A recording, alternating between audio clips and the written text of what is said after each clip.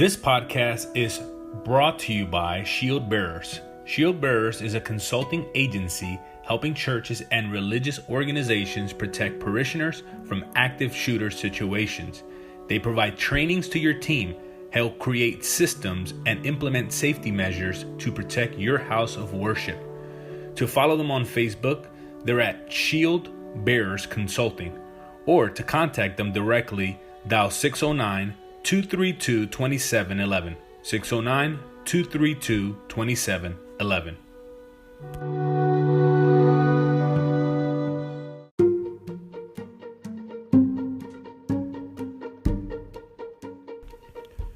Registration is now open. 2020 for many was spent in isolation, and many of our plans were disrupted. If you want 2021 to be different in your own life and leadership, if you are serious about getting your breakthrough in your finances, health, relationships, faith, and leadership, then join me and other like-minded leaders in the Lead Through Mastermind group. This virtual group will meet for 8 weeks, beginning in January. 8 weeks focus on helping you win. Only 8 spots available so that we can focus on your specific problem that needs to be solved. Imagine a space and a group of leaders that focuses on helping you solve your problem. Help strategize to help you reach your objective. How fast do you think you'll get the results that you're seeking? You don't have to imagine. Join us today. Go to reachinghighernow.com/mastermind and reserve your spot today. Again, reachinghighernow.com/mastermind.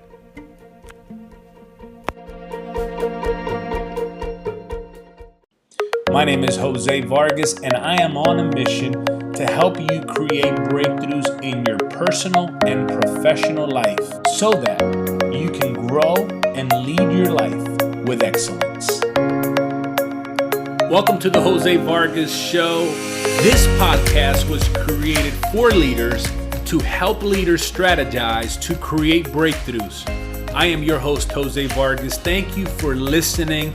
And I want to take a moment before we begin to thank each and every one of you that have been messaging me, reaching out, and just sharing with me how this podcast has helped you or is encouraging you as a leader in your own life and in your own journey. Thank you so much. I love hearing from you. So make sure that you reach out to me and let me know how you're liking this podcast and how can I better serve you in this show. So today I want to speak to you on the next step in the Lead Through method. I want to help you unlock your fullest potential. I want to help you get from where you are to where you need to be in your life and in your leadership.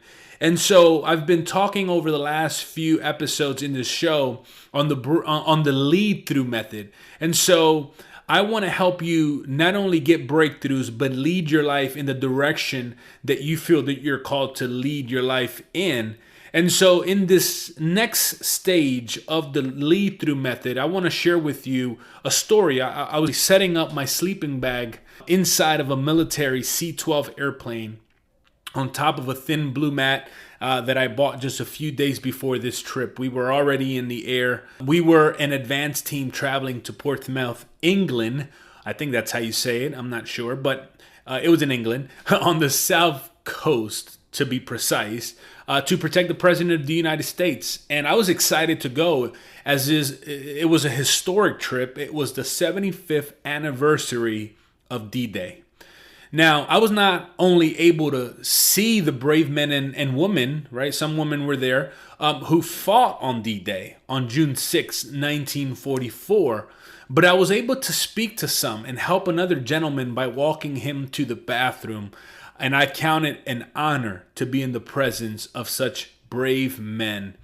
It was the scariest thing I've ever done in my life, was what a gentleman said to me as I asked him, what was it like?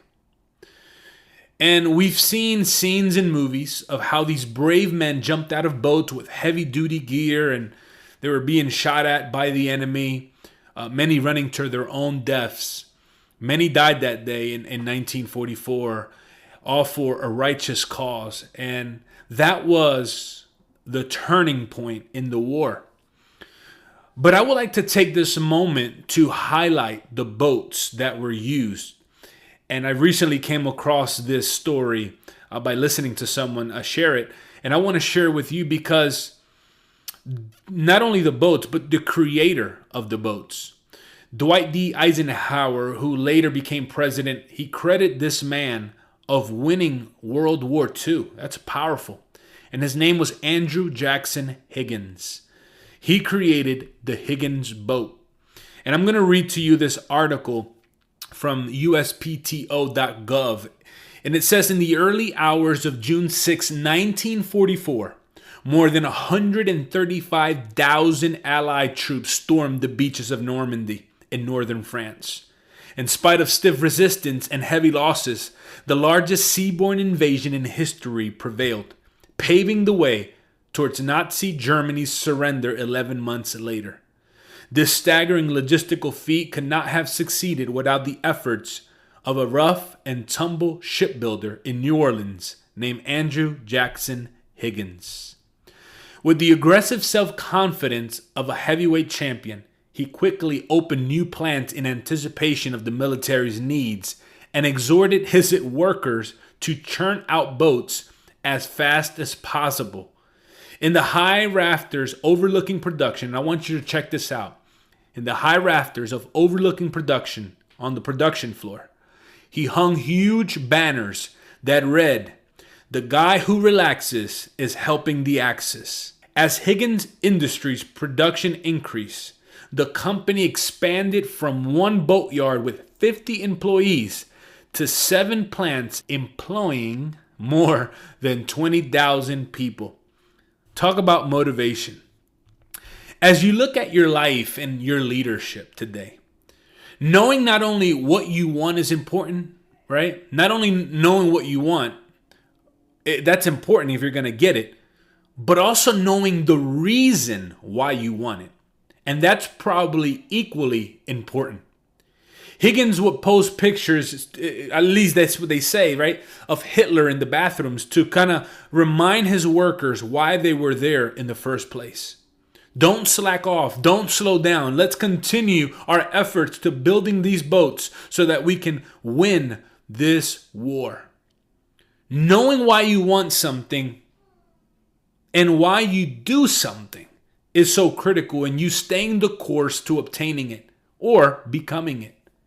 Keeping your reasons in front of you, friends, will help you stay focused. It will give you the fuel to press on when you feel like slowing down.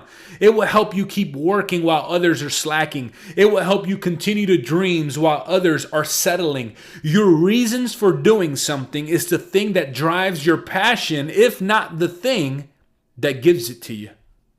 I was given the opportunity to use my skills and talents and passions to relaunch a church organization a couple years ago.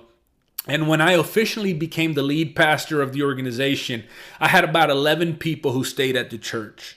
Some of these 11 people, they were the most loving and caring people that a person can lead. They really were. Some gave of their time, their energy, their resources to help move the church forward. And all of them were volunteers. I immediately went to work on implementing this method that I'm sharing with you here. I observed where we were as a church and every aspect of the organization. I had to ask myself, where are we, right? And if you haven't listened to that episode, go back to episode 1. It is a powerful episode that is going to help you identify and answer this question. So I had to ask myself, where are we? As it relates to the community, where are we as it relates to the finances? Where are we financially? Where are we physically? Did we have a contract with the owners of the building? Where were we emotionally? Now, I knew that having a new leader is always hard. So I wanted the people to know that I was there not to get something from them, but I was there to serve them and care for them. I also knew that I had to be intentional about connecting with each person and their families. That meant that oftentimes we were to connect beyond the structured church service. I wanted to go to funerals. I wanted to go to hospitals. I wanted to go to ball games with them. And mind you, I don't like hospitals. I don't like funerals. And I certainly don't like sports. I know that's weird, but I just never got into sports. But my why or my reason was strong. I wanted to connect with these people. And in order for me to serve them well, they had to trust me, and I knew that. And throughout time, they were able to see my heart and my deeds. Now, some time had passed and I had gained some of their trust, which means I had their ears, I had their hearts. And because of this, I was ready to share with them the first step of my lead through method, which is to locate it. I was able to paint a picture to them and show them where we were as an organization. And I'm going to tell you this, it was a hard explanation for me to share that. I shared with them that we had not baptized anyone in years. And I got this information from a trusted person who was a part of the church for years. We didn't have any money in the church budget when I started. I started at zero. Our church's visibility was non-existent. We didn't even have a proper church sign. The way I found this out was that I, along with some other team members, we went out to meet neighbors in the community, and none of them knew we were a church. They didn't know we were a church right in their backyard, literally. So we were getting some guests on Sunday mornings, but we had no systems in place to follow up with them. If someone wanted to become a member, we had no plan on how to help them grow to the next step. I can keep going to explain where we were, but I'll stop here. And needless to say is that we were in a not so healthy place. And then the next step was to figure out what happened.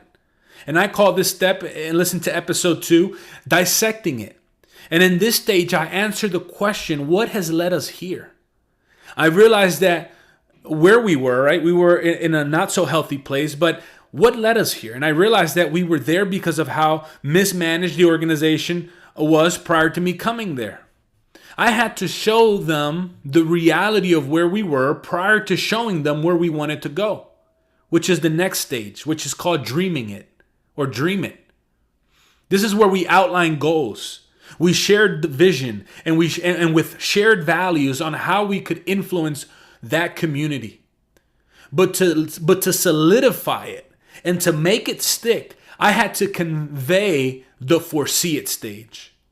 And this is what I'm talking to you about today. In this step is where we answer, why do we want it? Why should we care? Why should we press on and press through? This was a personal one, and as I knew the community was in dire need of help, marriages were in trouble, students were in danger, and people were lacking what they needed to live. So showing them these things and why it was important for us to do some of these things and to do something about it, right? It was the reason why we were there. And this was the key to activating the volunteers into an unstoppable force. Now, we had challenges. And it was a constant sharing of this why that kept us moving forward and helped me stay encouraged. But we were able to do amazing things in people's lives while we were there because we clarified the reason why we were there. We clarified the reason why we were doing what we were doing. And we clarified the reason why we needed to move in the direction of our vision and of our values and of our goals. So I would like to encourage you today as you are leading your life and as you're moving towards your goals and as you're moving towards building your life and building the people in your life. You need to constantly ask yourself, why? Why am I doing what I'm doing? Why are we doing things the way we're doing them? Because once your why gets strong enough, your resolve and your determination will increase inside of you and in your team, in your family. If you're trying to get out of debt and you are trying to get your children on board, the best way to do that is to show them why is important for you guys to live on a budget. Why is important for you guys to get out of debt? Why is it important for you to give up on instant gratification for long-term success? And you're going to get there by identifying the reason why. And once you internalize the reason why you want something, it checks your motives, it checks your intention, it keeps you aligned with your values, with your vision, with your goals. And sometimes asking yourself why you want something, or why you want to do something, or why you want to become something will allow you to really awaken. Because sometimes the reasons why we want something are not pure, and they will hurt us in the long run as leaders of our families, as leaders in our community, and as leaders in the organizations or the teams that we lead. So being pure and coming from a place of purity as we're leading on why we're doing the things we're doing, on why we're moving in the direction we're moving in. And so identifying it, foreseeing it. Why is it that we want what we want? Because times are going to come in your life as a leader that are going to be challenging, that are going to be tough. And I'm sure you're probably nodding your head right now because you probably have experienced the toughness and the challenges of life. But you understanding the reasons why you're doing what you're doing is going to give you the strength you need to continue to press on and to press through and to continue to live out that vision that you have for your life, for your family, for your business, for your organization, or for your department. It's going to allow you to press on and press through to reach your goals. And I want to wrap this up today in this particular episode by sharing with you just a story that I read years ago. And it was a story, and it was actually a little illustration. And I want to ask you, let's just say that there's a piece of 2x4 on the ground right in front of your feet. And I say, hey, listen, will you just kind of like pretend that you're going to stand on this piece of 2x4 and walk on the 2x4, and I give you $20 if you can do it. Would you do it? You'll say, absolutely. I'll try to balance on that 2x4 and walk all the way through for $20. That's an easy $20. That's a no-brainer. Now, what about if I take that same exact 2x4, and let's say it's just a little longer, and I put it in between two 10-foot story buildings. And I say, hey, I'm going to give you $20 if you cross that same piece of wood and balance yourself, make sure you don't fall, and cross from one building to the next building for $20. Will you do that now? And the answer is absolutely not. I don't care how desperate you are for money, you wouldn't do it. Now, let's just say that one of the buildings is on fire, and you're on the other building, and your loved one, your mom, your sister, your daughter, or someone that you love is in that burning building, and the only person that can rescue them is you. And the only way to rescue them is to cross over that piece of wood to that building to rescue them. Would you do it now? And the reason that your answer changed, you know why? Is because your why, your reason has changed. And when your reasons are strong enough, your determination will be strong. Someone once said that if your why doesn't make you cry, it's not strong enough. And I truly believe that as you're listening to this, I hope that you're beginning to ask yourself the question, what is my why? Why do I do what I do? Why am I getting up in the morning going to work? Why am I leading my family? Why am I leading my family in this direction? Why am I leading my team in this direction? And when you solidify your why, your reason, and make it strong, I'm telling you, there's nothing that's going to stop you from you achieving your vision, from you achieving your goals, from you living out your values, because now you know the reason behind what you do. So I hope that encourages you. Listen, it takes time and it takes work, but together we can become a leader worth following. You don't have to remain stuck.